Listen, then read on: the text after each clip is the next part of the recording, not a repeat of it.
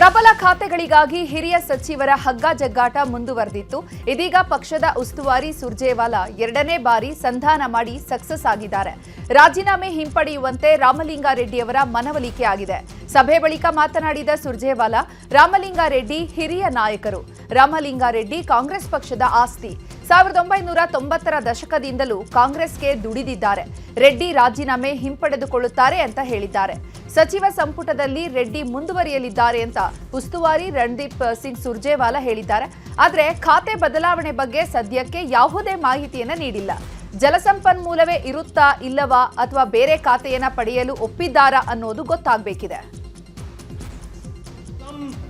Apparently some misunderstanding. He again met Shri B.K. Hariprasad, me and Shri D.K. Shivkumar, Shri Siddaramaiah. He has already, I think, told you that he has withdrawn his resignation. There was some misunderstanding and he shall continue to work as a loyal soldier and minister. ಇದಕ್ಕೂ ಮುನ್ನ ಮಧ್ಯಾಹ್ನ ಮಾತಾಡಿದ ರಾಮಲಿಂಗಾರೆಡ್ಡಿ, ಖಾತೆ ವಿಚಾರದಲ್ಲಿ ನನ್ನ ನಿರ್ಧಾರದಲ್ಲಿ ಬದಲಿಸಲ್ಲ, ಸುರ್ಜೇವಾಲಾ ಜೊತೆ ನಾನು ಚರ್ಚಿಸಿದ್ದೇನೆ ಅಂತ ನ್ಯೂಸ್ 18ಗೆ ಹೇಳಿಕೆ ಕೊಟ್ಟಿದ್ರು. ಕೆ ಹರಿಪ್ರಸಾದ್ಗೆ ವಿಶ್ ಮಾಡಲು ಬಂದಿದ್ದೆ. ನಾನು ಅವರು ಮೊದಲಿಂದಲೂ ಸ್ನೇಹಿತರು, ನನಗೆ ಯಾವುದೇ ಅಸಮಾಧಾನ ಇಲ್ಲ, ನಾನು ಯಾವುದನ್ನು ಈಗ ಮಾತಾಡಲ್ಲ ಅಂತ ಹೇಳಿದ್ರು. ಕೆಪಿಸಿಸಿ ಅಧ್ಯಕ್ಷರು ಈಗ ಆಗಿದ್ದಾರೆ. ನಾನು ಹರಿಪ್ರಸಾದ್ ಅವರು 1973ರಲ್ಲಿ ನಾನು ಗೌರ್ಮೆಂಟ್ ಸೈನ್ಸ್ ಕಾಲೇಜ್ ಸೆಕ್ರೆಟರಿ ಆಗಿದ್ದೆ. ಅವರು ಶೇಹದೇಪುರಂ ಕಾಲೇಜು ಕಾರ್ಯದರ್ಶಿ ಆಗಿದ್ದರು. ವಿದ್ಯಾರ್ಥಿ ದೆಸೆಯಿಂದಲೂ ಕೂಡ ಗೊತ್ತವರು. ಅದಕ್ಕೆ KPCC ಅಧ್ಯಕ್ಷರಾಗಿದ್ದಾರೆ. ವಿಶ್ ಮಾಡಿರಲಿಲ್ಲ, ಫೋನ್ ಮಾಡಿದರು. ನೆನೆ ಊರಲ್ಲಿರಲಿಲ್ಲ, ಈಗ ವಿಶ್ ಮಾಡೋಕ್ಕೆ ಬಂದಿದ್ದೀನಿ. ಕೆಪಿಸಿಸಿ ಅಧ್ಯಕ್ಷರ ಜೊತೆ ಸಚಿವ ರಾಮಲಿಂಗಾರೆಡ್ಡಿ ಮಾತುಕತೆ ನಡೆಸಿದ್ದಾರೆ. ಈ ವೇಳೆ ಮಾತನಾಡಿರುವ ಹರಿಪ್ರಸಾದ್, ಗಂಭೀರವಾದ ಸಮಸ್ಯೆ ಏನಿಲ್ಲ, ಕಮ್ಯುನಿಕೇಷನ್ ಗ್ಯಾಪ್ ಆಗಿದೆ. ರಾಮಲಿಂಗಾರೆಡ್ಡಿ ಹಾಗೂ ನಾನು ಕಷ್ಟ ಕಾಲದಲ್ಲಿ ಕಾಂಗ್ರೆಸ್ ಕಟ್ಟಿರೋರು, ಅವರು ಬೆಂಗಳೂರಿನಲ್ಲಿ ಪಕ್ಷ ಕಟ್ಟಿರೋರು. ಕೆಲವು ವಿಚಾರದಲ್ಲಿ ಅವರಿಗೆ ಬೇಸರ ಆಗಿದೆ. ರಾಜೀನಾಮೆ ಅಂಗೀಕಾರ ಮಾಡಬಾರದು ಅಂತ ನಾನು ಸಿಎಂಗೆ ಒತ್ತಾಯ ಮಾಡ್ತೇನೆ ಅಂದಿದ್ದಾರೆ. ಆ ಕಮ್ಯುನಿಕೇಷನ್ ಗ್ಯಾಪ್ ಆಗಿರೋದ್ರಿಂದ ಸ್ವಲ್ಪ ಮಿಸ್ಅಂಡರ್ಸ್ಟ್ಯಾಂಡಿಂಗ್ ಆಗಿದೆ. ಅದರಿಂದ ಏನು ತೊಂದರೆ ಏನಿಲ್ಲ. ಪಕ್ಷದಲ್ಲಿ ಇರ್ತಕ್ಕಂಥ ಬೆಂಗಳೂರು ನಗರದಲ್ಲಿ ಕಷ್ಟ ಕಾಲದಲ್ಲಿ ಎಲ್ಲ ಸಂದರ್ಭದಲ್ಲೂ ಸಹ ನಾವೆಲ್ಲರೂ ಸಹ ಕಾಂಗ್ರೆಸ್ ಪಕ್ಷವನ್ನು ಕಟ್ಟಿರ್ತಕ್ಕಂಥದ್ದು. ಅವರು ಬೆಂಗಳೂರು ನಗರದ ಒಂದು ಕಾಂಗ್ರೆಸ್ ಪಕ್ಷದ ಪಿಲ್ಲರ್ ಆಗಿ ಬೆಂಗಳೂರು ನಗರವನ್ನು ಕಾಪಾಡಿಕೊಂಡು ಬಂದಿರತಕ್ಕಂಥವ್ರು ಮತ್ತು ಕಳಂಕರಹಿತ ರಾಜಕಾರಣಿ ಅಂತ ಹೇಳಿ ಇರ್ತಕ್ಕಂಥ ಅಜಾತ ಶತ್ರು ಅಂತ ಅನ್ನಿಸ್ಕೊಂಡಿರ್ತಕ್ಕಂಥ ರಾಮಲಿಂಗಾರೆಡ್ಡಿ ಅವರು ಕೆಲವು ವಿಚಾರದಲ್ಲಿ ಅವರಿಗೆ ಬೇಸರ ಆಗಿದೆ, ಇಲ್ಲ ಅಂತ ನಾನು ಹೇಳೋದಿಲ್ಲ. ಆದರೆ ಈಗಾಗಲೇ ಮುಖ್ಯಮಂತ್ರಿಗಳು ಸಹ ಮಾತಾಡಿದ್ದಾರೆ, ನಾನು ಸಹ ಮಾತಾಡಿದ್ದೀನಿ. ಆದ್ದರಿಂದ ಅವರ ರಾಜೀನಾಮೆಯನ್ನು ಅಂಗೀಕಾರ ಮಾಡಬಾರ್ದು ಅಂತ ನಾನು ಮುಖ್ಯಮಂತ್ರಿ ಒತ್ತಡ ಮಾಡ್ತೇನೆ. ಇನ್ನೂ ಸಹ ಅವರಲ್ಲಿ ಇನ್ನೂ ಕೆಲವರು ಮಾತಾಡಿದಾಗ ಅವರು ಸರಿ ಹೋಗುತ್ತೆ ಅನ್ನೋ ಭರವಸೆ ನನಗಿದೆ. ಅವರು ಸುಮಾರು ನಾವು ಅವರೆಲ್ಲರೂ ಸಹ ವಿದ್ಯಾರ್ಥಿ ದೆಸೆಯಿಂದ ಕಾಂಗ್ರೆಸ್ ಪಕ್ಷದಲ್ಲಿರೋರು. ಯಾವುದೇ ಕಾರಣಕ್ಕೆ ಕಾಂಗ್ರೆಸ್ ಪಕ್ಷಕ್ಕೆ ತೊಂದರೆ ಆಗ್ತಕ್ಕಂಥದ್ದು, ಹಾನಿ ಆಗ್ತಕ್ಕಂಥ ಕೆಲಸ ಅವ್ರು ಮಾಡೋದಿಲ್ಲ ಅನ್ನೋ ನಂಬಿಕೆ ಇದೆ. ಅವರು ತಮ್ಮ ರಾಜೀನಾಮೆಯನ್ನು ವಾಪಸ್ ತೆಗೆದುಕೊಂಡು ಪುನಃ ಸಕ್ರಿಯವಾಗಿ ಕಾಂಗ್ರೆಸ್ ಪಕ್ಷವನ್ನು GBA ಚುನಾವಣೆ ಸಹ ಬರ್ತಾ ಇದೆ, ಅದಕ್ಕೆ ಬಲಿಷ್ಠವಾಗಿ ಸದೃಢವಾಗಿ ಬೆಳೆಸಲಿಕ್ಕೆ ಎಲ್ಲ ಸಹ. ಜಮೀರ್ ಅಹಮದ್ಗೆ ಸಚಿವ ಸ್ಥಾನ ನೀಡುವಂತೆ ಬೆಂಗಳೂರಿನ ಸಿರ್ಸಿ ವೃತ್ತದಲ್ಲಿ ಜಮೀರ್ ಪರ ಬೆಂಬಲಿಗರು ಪ್ರತಿಭಟಿಸಿದರು. ಪ್ರತಿಭಟನೆಯಲ್ಲಿ ಕಾಂಗ್ರೆಸ್ ಕಾರ್ಯಕರ್ತರು, ಜಮೀರ್ ಅಭಿಮಾನಿಗಳು ಭಾಗಿಯಾಗಿದ್ದರು. ಎರಡನೇ ಪಟ್ಟಿಯಲ್ಲಿ ಸಚಿವ ಸ್ಥಾನ ನೀಡುವಂತೆ ಒತ್ತಡ ಹಾಕಿದ್ದಾರೆ.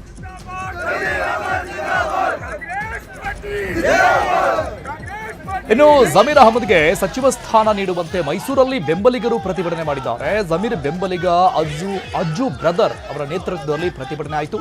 ಜಮೀರ್ಗೆ DCM ಸ್ಥಾನ ನೀಡಬೇಕು ಅಂತ ಆಗ್ರಹಿಸಿದ್ದಾರೆ.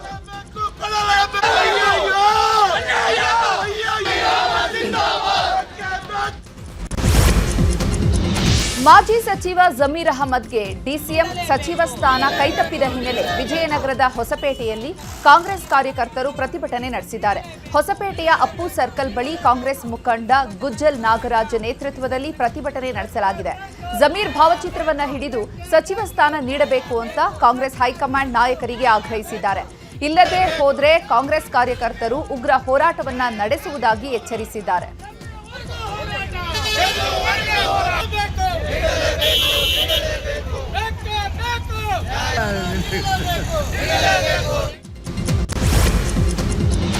ಶಾಸಕ ರಾಘವೇಂದ್ರ ಹಿಟ್ನಾಳ್ಗೆ ಸಂಪುಟದಲ್ಲಿ ಸಚಿವ ಸ್ಥಾನ ನೀಡದಿದ್ದಕ್ಕೆ ಶಾಸಕರು ಬೆಂಬಲಿಗರು ಹೋರಾಟ ನಡೆಸಲು ಸಜ್ಜಾಗಿದ್ದಾರೆ. ಶಾಸಕ ಹಿಟ್ನಾಳ್ಗೆ ಸಚಿವ ಸ್ಥಾನ ನೀಡುವಂತೆ ಆಗ್ರಹಿಸಿ ಹೋರಾಟ ಮಾಡೋಕೆ ನಿರ್ಧರಿಸಿದ್ದಾರೆ. ಈ ಹೋರಾಟದ ಭಾಗವಾಗಿ ಶಾಸಕರ ಖಾಸಗಿ ಕಚೇರಿಯಲ್ಲಿ ಪೂರ್ವಭಾವಿ ಸಭೆ ನಡೆಸಿದ್ದಾರೆ. ಪೂರ್ವಭಾವಿ ಸಭೆಯಲ್ಲಿ ಪ್ರತಿಭಟನೆಗೆ ಶಾಸಕರಿಂದ ಲಾಭ ತೆಗೆದುಕೊಂಡವರು ಬರಬೇಕು ಅಂತ ಕೆಲ ಕಾರ್ಯಕರ್ತರು ಆಕ್ರೋಶ ವ್ಯಕ್ತಪಡಿಸಿದರು. ಕೆಲ ಕಾಲ ಗೊಂದಲದ ವಾತಾವರಣ ನಿರ್ಮಾಣ ಆಗಿತ್ತು. ಗೊಂದಲದ ಸಭೆಯಲ್ಲೇ ಮುಂದಿನ ಸೋಮವಾರ ಬೃಹತ್ ಪ್ರತಿಭಟನೆಗೆ ನಿರ್ಧರಿಸಿದ್ದಾರೆ.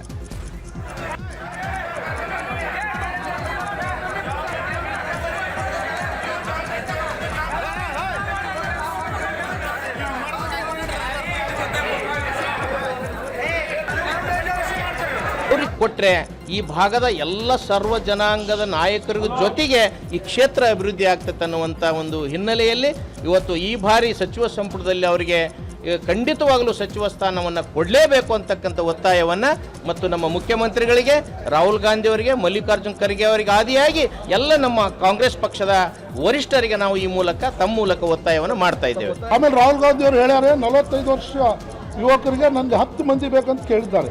ಅದರಲ್ಲಿ ರಾಘವೇಂದ್ರ ಹಿಟ್ನಾಳ್ ಅವರು 3 ಸಲ ಗೆದ್ದು ಇತಿಹಾಸ ಮಾಡಿದ್ದಾರೆ. ಆಮೇಲೆ ಅಭಿವೃದ್ಧಿ ಮಾಡಿದ್ರು. ಇಂಥ ಯುವಕರಿಗೆ ಮಾಡಿದರೆ ನಮ್ಮ ಕಾಂಗ್ರೆಸ್ ಪಕ್ಷಕ್ಕೆ ದೊಡ್ಡ ಲಾಭ ಆಗುತ್ತೆ ಮುಂದಿನ ದಿನ. ಶಾಸಕ ಕೋನರೆಡ್ಡಿಯವರನ್ನ ಸಚಿವ ಈಶ್ವರ ಖಂಡ್ರೆ ಭೇಟಿ ಮಾಡಿದ್ದಾರೆ. ಬೆಂಗಳೂರಿನ ಅಖಿಲ ಭಾರತ ವೀರಶೈವ ಮಹಾಸಭಾ ಕಚೇರಿಯಲ್ಲಿ ಶಾಸಕ ಕೋನರೆಡ್ಡಿ ಭೇಟಿ ಮಾಡಿ ಗ್ರಾಮೀಣಾಭಿವೃದ್ಧಿ ಸಚಿವರಾಗಿದ್ದಕ್ಕೆ ಈಶ್ವರ ಖಂಡ್ರೆಗೆ ಶುಭ ಕೋರಿದ್ದಾರೆ. ಬೆಂಗಳೂರು ದಕ್ಷಿಣ ಜಿಲ್ಲೆಯ ಚನ್ನಪಟ್ಟಣದ ಮಾಜಿ ಶಾಸಕ ಎಂಸಿ ಅಶ್ವಥ್ ಸಿಎಂ ಡಿಕೆ ಶಿವಕುಮಾರ್ಗೆ ಜಿಲ್ಲೆಯಲ್ಲಿ ನೀರಾವರಿ ಯೋಜನೆ ಮಾಡಲಿ ಅಂತ ಮನವಿ ಮಾಡಿದ್ದಾರೆ. ಚನ್ನಪಟ್ಟಣದಲ್ಲಿ ನ್ಯೂಸ್ 18 ಜೊತೆ ಮಾತನಾಡಿದ ಮಾಜಿ ಶಾಸಕ ಅಶ್ವಥ್, ಡಿಕೆ ಶಿವಕುಮಾರ್ ಅವರು ನಮ್ಮ ಜಿಲ್ಲೆಯವರು ಸಿಎಂ ಆಗಿದ್ದಾರೆ. ನಮಗೆ ಬಹಳ ಸಂತೋಷ ಆಗಿದೆ. ಅವರು ಜಿಲ್ಲೆಯಲ್ಲಿ ನೀರಾವರಿ ಯೋಜನೆ ಮಾಡಲಿ. ಇದರಿಂದಾಗಿ ಅವರಿಗೆ ಒಳ್ಳೆಯ ಹೆಸರು ಬರಲಿದೆ. ಅವರೇ ಹೇಳಿದಂತೆ ಸಾಕ್ಷಿ ಗುಡ್ಡೆ ಉಳಿಯಲಿದೆ. ಇನ್ನು ಸಿಎಂ ಡಿಕೆಶಿ ಸರ್ಕಾರದಲ್ಲಿ ನಾವು ಸಹ ಆಕಾಂಕ್ಷಿ ಇದ್ದೇವೆ.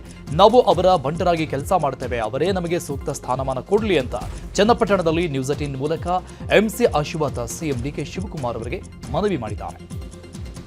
ಜಿಲ್ಲೆಯ ಪರವಾಗಿ, ತಾಲೂಕಿನ ಪರವಾಗಿ ನಾನು ಮತ್ತೆ ವೈಯಕ್ತಿಕವಾಗಿ ಅವರಿಗೆ ಅಭಿನಂದನೆಯನ್ನು ಸಲ್ಲಿಸ್ತೀನಿ. ಏನಾರ ಒಂದು ಸಾಕ್ಷಿ ಗುಡ್ಡೆನ ಬಿಟ್ಟು ಹೋಗಬೇಕು, ಮಾಡಬೇಕು ಅನ್ನೋದು ಅವ್ರ ಮನಸ್ಸಲ್ಲಿದೆ. ಅದರಿಂದ ಅವರು ಈ ಜಿಲ್ಲೆನ ಏನೋ ಒಂದು ತವರು ಜಿಲ್ಲೆ, ಈ ಜಿಲ್ಲೆಯಿಂದ ಸತತವಾಗಿ ಅವರು 9ನೇ ಬಾರಿ ಆಯ್ಕೆ ಅವರು ಏನಾರ ಮಾಡಿ ನಾವು ಸಾಕ್ಷಿ ಗುಡ್ಡೆ ನಾವಿದ್ದಾಗ ತೋರಿಸ್ಬೇಕು ಅಂತ ಅದು ಅವ್ರಿಗೆ ಇದೆ.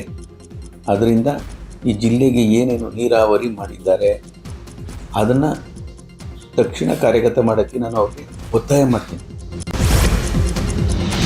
ತುಮಕೂರಿನ ಮಲ್ಲಘಟ್ಟ ಕೆರೆ ವೀಕ್ಷಣೆ ಮಾಡಿದ್ದಾರೆ ಸಿಎಂ ಡಿಕೆಶಿ. ಕರಿಬಸವ ದೇಶಿ ಕೇಂದ್ರ ಶಿವಾಚಾರ್ಯ ಶ್ರೀಗಳೊಂದಿಗೆ ಕೈಕಾಲು ಹಾಗೂ ಮುಖ ತೊಳೆದುಕೊಂಡು ಕೆರೆಗೆ ಪುಷ್ಪಾರ್ಚನೆ ಮಾಡಿದ್ರು. ಬಳಿಕ ಸ್ವಾಮೀಜಿ ಆಶೀರ್ವಾದವನ್ನು ಪಡೆದ್ರು.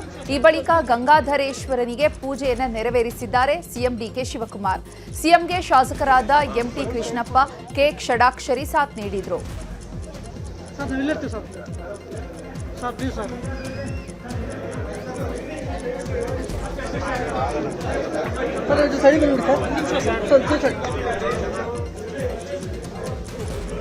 ಇನ್ನು ಡಿಕೆಶಿ ಸಂಪುಟದಲ್ಲಿ ಕೈಗಾರಿಕಾ ಸಚಿವರಾದ ಬಳಿಕ ಎಂಬಿ ಪಾಟೀಲ್ ಪ್ರಥಮ ಬಾರಿಗೆ ಜಿಲ್ಲೆಗೆ ಆಗಮಿಸಿ ದೇವಸ್ಥಾನಗಳಿಗೆ ಭೇಟಿ ನೀಡಿದ್ರು. ಬೆಳಗ್ಗೆ ಜ್ಞಾನ ಯೋಗಾಶ್ರಮಕ್ಕೆ ಭೇಟಿ ನೀಡಿದ ಸಚಿವರು ಮಲ್ಲಿಕಾರ್ಜುನ ಮಹಾಸ್ವಾಮಿಗಳ ಗದ್ದುಗೆ ದರ್ಶನ ಮಾಡಿ ಪೂಜೆ ಸಲ್ಲಿಸಿದ್ರು.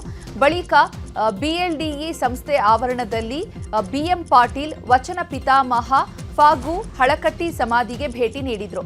ನಂತರ ಬಂತನಾಳ ಸ್ವಾಮೀಜಿಗಳ ಗದ್ದುಗೆ ಹಾಗೂ 770 ಅಮರಗಣಂಗಳ ದೇವಸ್ಥಾನದ ದರ್ಶನವನ್ನ ಪಡೆದು ಪೂಜೆ ಸಲ್ಲಿಸಿದ್ರು. ಸರ್ಕಾರದ ಜಾಹೀರಾತಲ್ಲಿ ಡಿಸಿಎಂ ಡಾಕ್ಟರ್ ಪರಮೇಶ್ವರ್ಗೆ ಕೊಡಲಾಗಿದೆ. ಡಾಕ್ಟರ್ ಪರಮೇಶ್ವರ್ ಅವರ ಫೋಟೋ ಬಳಸದ ಬಗ್ಗೆ ಜೆಡಿಎಸ್ ಪೋಸ್ಟ್ ಮಾಡಿದೆ. ಸಿದ್ದರಾಮಯ್ಯ ಸರ್ಕಾರ ಇದ್ದಾಗ ಆಗ ಡಿಸಿಎಂ ಡಿಕೆಶಿ ಅವರ ಫೋಟೋ ಬಳಕೆ ಮಾಡ್ತಾ ಇದ್ರು. ಈಗ ದಲಿತ ಡಿಸಿಎಂ ಅನ್ನೋ ಕಾರಣಕ್ಕೆ ಬಳಕೆ ಮಾಡ್ತಿಲ್ವಾ?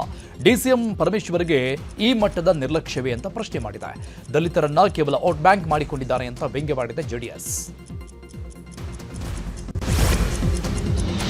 ಕ್ಯಾಬಿನೆಟ್ ರಚನೆ ಹಾಗೂ ಖಾತೆ ಹಂಚಿಕೆ ವಿವಾದದ ಬಗ್ಗೆ ಸಾಮಾಜಿಕ ಜಾಲತಾಣದಲ್ಲಿ ಪೋಸ್ಟ್ ಮಾಡಿ ಆಕ್ರೋಶ ಹೊರಹಾಕಿದ್ದಾರೆ ವಿಪಕ್ಷ ನಾಯಕ ಆರ್ ಅಶೋಕ್. ಶಾಲೆ ಆರಂಭವಾಗಿದೆ, ಸರ್ಕಾರಿ ಶಾಲೆ ಕಟ್ಟಡಗಳು ಸೋರುತ್ತಿವೆ, ಶಿಕ್ಷಕರ ಕೊರತೆ ಇದೆ, ನೂರಾರು ಸಮಸ್ಯೆ ಇಲಾಖೆಯಲ್ಲಿದೆ. ಆದರೆ ಶಿಕ್ಷಣ ಸಚಿವರಿಲ್ಲ. ಈ ಸರ್ಕಾರದಲ್ಲಿ ಖಾತೆ ಹಂಚಿಕೆ ಆಡಳಿತದ ವ್ಯವಸ್ಥೆಯಾಗಿ ಉಳಿದಿಲ್ಲ. ಸಂಪನ್ಮೂಲ ಹಂಚಿಕೆ ರಾಜ್ಯದ ಜನರ ತೆರಿಗೆ ಲೂಟಿ ಮಾಡಲು ಇರುವಂತಹ ವ್ಯವಸ್ಥೆಯಾಗಿದೆ. ಬೆಂಗಳೂರು ಅಭಿವೃದ್ಧಿ ಸಚಿವರು ಆಟಕ್ಕುಂಟು ಲೆಕ್ಕಕ್ಕಿಲ್ಲ. ಸಿಎಂ ಅವರೇ ಬಿಡಿಎ ಬಿಎಂಆರ್ಡಿಎ ಯನ್ನ ಇಟ್ಕೊಂಡಿದ್ದಾರೆ ಅಂತ ಕಿಡಿಕಾರಿದ್ದಾರೆ. ಸಿಟಿಯಲ್ಲಿ ಫಸ್ಟ್ ರ್ಯಾಂಕ್ ಬಂದ ತನಿಷಾ ಕಾರ್ತಿಕ್ ನ್ಯೂಸ್ 18 ಜೊತೆ ಮಾತಾಡಿದ್ದಾರೆ. ನನ್ನ ಕನಸು ಯಾವಾಗಲೂ ಟಾಪ್ 10 ಒಳಗೆ ರ್ಯಾಂಕ್ ಬರಬೇಕು ಅಂತಾಯಿತು. ದೇವರ ಕೃಪೆಯಿಂದ ಸ್ಟೇಟ್ಗೆ ಫಸ್ಟ್ ರ್ಯಾಂಕ್ ಬಂದಿದ್ದೇನೆ. ದಿನ 7 ಗಂಟೆ ಮಲಗ್ತಾ ಇದ್ದೆ, ಉಳಿದ ಸಮಯ ಓದ್ತಾ ಇದ್ದೆ. ನಾನು ಕಂಪ್ಯೂಟರ್ ಸೈನ್ಸ್ ಇಂಜಿನಿಯರ್ ಮಾಡಬೇಕು ಅಂದ್ಕೊಂಡಿದ್ದೀನಿ ಅಂತ ಹೇಳ್ಕೊಂಡಿದ್ದಾರೆ. ಸಾಫ್ಟ್ವೇರ್ ನನಗೆ CET ಎಕ್ಸಾಮಲ್ಲಿ ಮೊದಲನೇ ರ್ಯಾಂಕ್ ಬಂದಿದೆ. ನನ್ನ ಅಪ್ಪ ಸಾಫ್ಟ್ವೇರ್ ಇಂಜಿನಿಯರ್ ಆಗಿದ್ದಾರೆ, ನನ್ನ ಅಮ್ಮ ಹೌಸ್ ವೈಫ್ ಆಗಿದ್ದಾರೆ.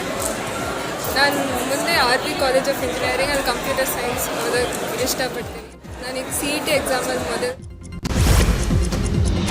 ಸಿಇಟಿಯಲ್ಲಿ ದಾವಣಗೆರೆಯ ಅಮೂಲ್ಯ 2ನೇ ರ್ಯಾಂಕ್ ಬಂದಿದ್ದಾರೆ. ಅಮೂಲ್ಯಗೆ ಹೂಗುಚ್ಚ ನೀಡಿ ಸಿಹಿ ತಿನಿಸಿ ಅಭಿನಂದಿಸಿದೆ ಕಾಲೇಜು ಆಡಳಿತ ಮಂಡಳಿ. ನನಗೆ ಡಾಕ್ಟರ್ ಆಗಬೇಕು ಅನ್ನುವಂಥ ಆಸೆ ಇದೆ ಅಂತ ಅಮೂಲ್ಯ ಹೇಳಿದ್ದಾರೆ. ಮಗಳ ಸಾಧನೆಗೆ ಮೆಚ್ಚುಗೆ ವ್ಯಕ್ತಪಡಿಸಿದ್ದಾರೆ ತಾಯಿ ಗಂಗಮ್ಮ ಹಾಗೂ ತಂದೆ ಶಿವಮೂರ್ತಿ. ಇದೆಲ್ಲ ನಮ್ಮ ಟೀಚರ್ಸಿಂದ ಮತ್ತು ಈ ಸರಂಬಿಯಿಂದ ಆಗಿದ್ದು. And my parents they supported me throughout this journey. And ಟೀಚರ್ಸಿನ extreme guidance exam day tips ಎಲ್ಲ ತುಂಬ ಹೆಲ್ಪ್ ಆಯಿತು ನನಗೆ. ಆ್ಯಂಡ್ ಈವನ್ ನಮ್ಮ ಸರಂಬಿಯಲ್ಲಿ ಇರೋ structured plan it was really helpful to cover syllabus, to memorise things. And ನಮಗೆ ಪ್ರತಿ ಸಂಡೇ ಟೆಸ್ಟ್ ಇರೋದ್ರಿಂದ it help us a lot to understand the concepts and to have some grip in the concept. ಏನು ಮಾಡಬೇಕಂತ ಆಸೆ ಇದೆ?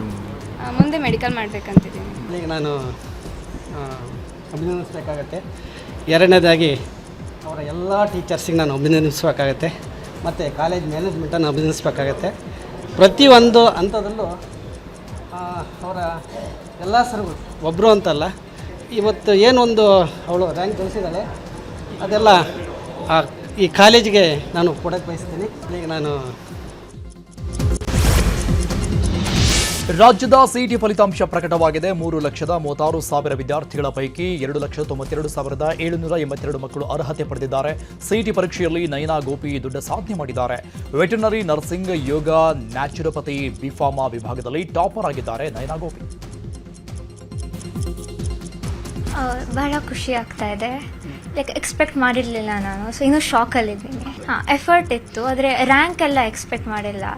Paper ಸ್ವಲ್ಪ easy ಇತ್ತಲ್ವಾ, ಸ್ವಲ್ಪ rank inflation ಇದೆ ಅಂತ ಅಂದ್ಕೊಂಡಿದ್ದೆ. ಆದರೆ ಡೈಲಿ ವರ್ಕ್ಶೀಟ್ಸ್ ಮಾಡ್ತಿದ್ದೆ, ಆಮೇಲೆ ಇಲ್ಲಿ ಬಂದು ಟೆಸ್ಟ್ ಬರೀತಾ ಇದ್ದೆ ಅಷ್ಟೇ. ನೀಟ್ ಪ್ರಿಪ್ರೇಷನ್ನೇ ಇಲ್ಲಿ ಹೆಲ್ಪ್ ಆಯಿತು. ಸೆಪ್ರೇಟ್ CET ಪ್ರಿಪ್ರೇಷನ್ ಮಾಡಿಲ್ಲ. ಮೇನ್ ಚಾಯ್ಸ್ ನೀಟ್ ಆಗಿತ್ತು, second choice CET B pharma. ಹೌದು, ನಂಗೆ ಬಯಾಲಜಿ ಅಂದರೆ ಬಹಳ ಇಷ್ಟ. ಬಯಾಲಜಿ ಬ್ರಾಂಚಲ್ಲಿ ಏನೋ ಮಾಡಬೇಕು ಅಂತ. ಬೆಂಗಳೂರಿನ ಕಾಡುಗೋಡಿ ಠಾಣಾ ವ್ಯಾಪ್ತಿಯ ಸೀಗೆಹಳ್ಳಿ ವಿಲ್ಲಾದಲ್ಲಿ ನಡೆದ ಮಗು ಕೊಲೆ ಕೇಸ್ಗೆ ಟ್ವಿಸ್ಟ್ ಸಿಕ್ಕಿದೆ. ಪ್ರಿಯಕರನ ಜೊತೆ ಸೇರಿ ತಾಯಿಯೇ ಮಗಳನ್ನ ಕೊಂದ ಕೇಸ್ಗೆ ತಿರುವು ಸಿಕ್ಕಿದೆ. ಮಗುವಿನ ತಂದೆಯೇ ಹೊಟ್ಟೆಗೆ ಒದ್ದು ಉಸಿರುಗಟ್ಟಿಸಿ ಕೊಲೆ ಮಾಡಿರುವ ಆರೋಪ ಎದುರಾಗಿತ್ತು. ಕಳೆದ ಏಪ್ರಿಲ್ 4ಕ್ಕೆ ಪೋಸ್ಟ್ ಮಾರ್ಟಂ ರಿಪೋರ್ಟ್ ತಂದೆಯ ಕೈ ಸೇರಿತ್ತು. ಇದನ್ನ ಇಂಗ್ಲೆಂಡ್ನಲ್ಲಿನ ತನ್ನ ಅಕ್ಕ ಡಾಕ್ಟರ್ ಪೂರ್ಣಿಮಾಗೆ ಕಳಿಸಿದ್ರು. ರಿಪೋರ್ಟ್ ನೋಡಿ ಇದು ನ್ಯಾಚುರಲ್ ಡೆತ್ ಅಲ್ಲ ಅಂತ ಹೇಳಿದ್ರು.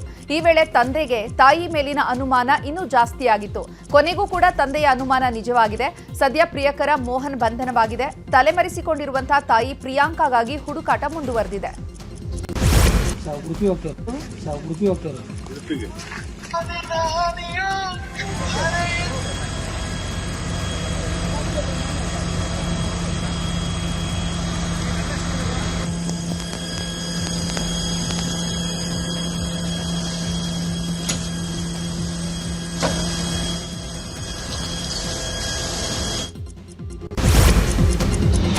ಶಿವಮೊಗ್ಗ ಜಿಲ್ಲೆಯ ಹೊಸನಗರ ತಾಲೂಕಿನ ರಿಪ್ಪನ್ಪೇಟೆ ಬಳಿಯ ಬಾಳೂರು ಬಳಿ ಬೊಲೆರೋ ಪಿಕಪ್ ವಾಹನ ಮತ್ತು ಕ್ಯಾಂಟರ್ ನಡುವೆ ಡಿಕ್ಕಿಯಾಗಿದೆ.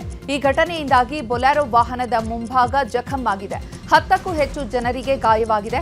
ಶಿಕಾರಿಪುರ ತಾಲೂಕಿನ ಓತಿನಕಟ್ಟೆ ಗ್ರಾಮದವರನ್ನ ಕರೆದುಕೊಂಡು ಹೋಗ್ತಾ ಇದ್ದಂತಹ ಪಿಕಪ್ ವಾಹನ ಲಾರಿಯ ಹಿಂಬದಿಗೆ ಡಿಕ್ಕಿ ಹೊಡೆದಿದೆ.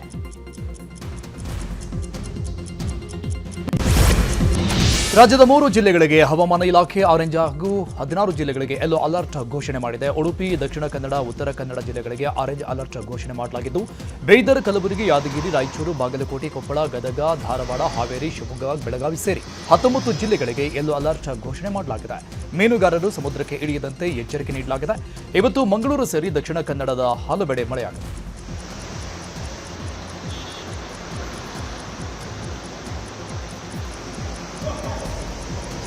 ಇನ್ನು ಬೆಂಗಳೂರಿನ ಕೆಲವೆಡೆ ತುಂತುರು ಮಳೆಯಾಗಿದೆ. ಆನೇಕಲ್ ಸುತ್ತಮುತ್ತ ಜೋರು ಮಳೆಯಾಗಿದೆ. ಅತ್ತಿಬೆಲೆ, ಸರ್ಜಾಪುರ ಸುತ್ತಮುತ್ತ ಮಳೆಯಾಗಿದೆ. ಮಳೆಗೆ ಸಾರ್ವಜನಿಕರು, ವಾಹನ ಸವಾರರು ಹೈರಾಣಾಗಿದ್ದಾರೆ.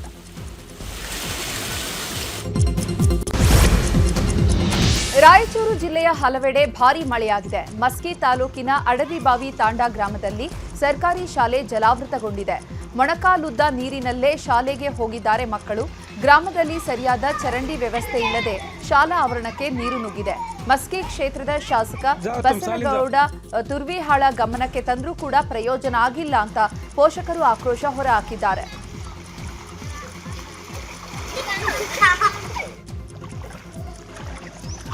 ಧಾರವಾಡದಲ್ಲಿ ಅರ್ಧ ಗಂಟೆಗೂ ಹೆಚ್ಚು ಕಾಲ ಗುಡುಗು ಸಹಿತ ಮಳೆ ಬಂದಿದೆ. ಕೃಷಿ ಚಟುವಟಿಕೆಗಳಿಗೆ ಪೂರಕ ವಾತಾವರಣ ನಿರ್ಮಾಣವಾಗ್ತಾ ಇದೆ. ಮಳೆಗಾಗಿ ಕಾಯ್ತಾ ಇದ್ದ ರೈತ ವರ್ಗ ಖುಷಿ ಪಡ್ತಿದೆ.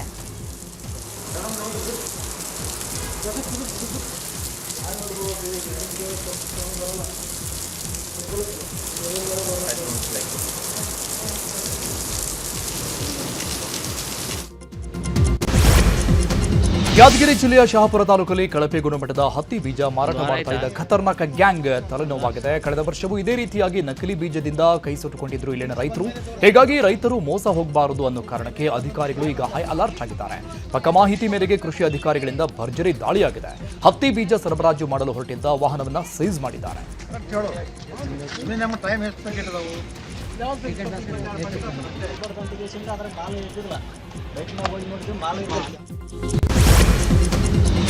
ಬೆಳಗಾವಿಯಲ್ಲಿ ಆದಿತ್ಯ ರಾಜ ಕ್ಯಾಪಿಟಲ್ ಪ್ರೈವೇಟ್ ಲಿಮಿಟೆಡ್ ಮೇಲೆ ಕೇಸ್ ದಾಖಲು ಮಾಡಿದ್ದಕ್ಕೆ ಆದಿತ್ಯ ರಾಜ ಕ್ಯಾಪಿಟಲ್ ಕಂಪನಿಯ ಸಿಬ್ಬಂದಿ ಗೂಂಡಾವರ್ತನೆ ತೋರಿದ್ದಾರೆ. ಮಾಧ್ಯಮದವರ ಮೇಲೆ ಮಹಿಳಾ ಸಿಬ್ಬಂದಿ ಸೆಕ್ಯೂರಿಟಿ ಗಾರ್ಡ್ನಿಂದ ಹಲ್ಲೆಗೆ ಯತ್ನ ನಡೆದಿದೆ. ಗುಂಪು ಕಟ್ಟಿಕೊಂಡು ಬಂದು ಮಾಧ್ಯಮದವರ ನಿಂದನೆ ಮಾಡಿದ್ದಾರೆ. ಪುರುಷ ಸಿಬ್ಬಂದಿಯಿಂದ ಹಲ್ಲೆಗೆ ಯತ್ನ ನಡೆದಿದೆ. ಮಾಲೀಕ ಬಾಲರಾಜ್ ಮಾನೆ ಪರ ಸಿಬ್ಬಂದಿ ಗಲಾಟೆ ಮಾಡಿದ್ದಾರೆ. ಸ್ಥಳಕ್ಕೆ ಆಗಮಿಸಿ ಪರಿಸ್ಥಿತಿಯನ್ನ ತಿಳಿಗೊಳಿಸಿದ್ದಾರೆ ಪೊಲೀಸರು.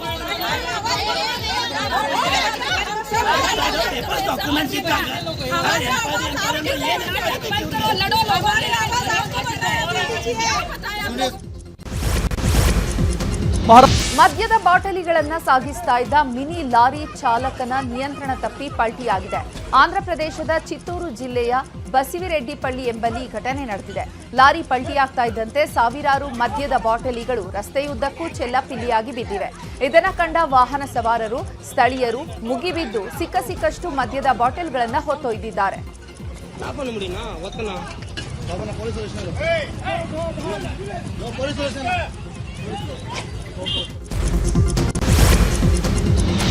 ದೆಹಲಿಯ ಮಾಳಿಯಾ ನಗರದಲ್ಲಿ ಹೋಟೆಲ್ ಒಂದಕ್ಕೆ ಬೆಂಕಿ ಬಿದ್ದು 21 ಜನ ಮೃತಪಟ್ಟಿದ್ರು. ಇದೀಗ ಅಡುಗೆ ತಯಾರಕನ ಬಂಧನ ಆಗಿದೆ. ಅಗ್ನಿ ಅವಘಡಕ್ಕೆ ಅಡುಗೆ ಸಿಬ್ಬಂದಿಯ ನಿರ್ಲಕ್ಷ್ಯವೇ ಕಾರಣ ಅನ್ನೋ ಆರೋಪದ ಮೇಲೆ ಅರೆಸ್ಟ್ ಮಾಡಲಾಗಿದೆ.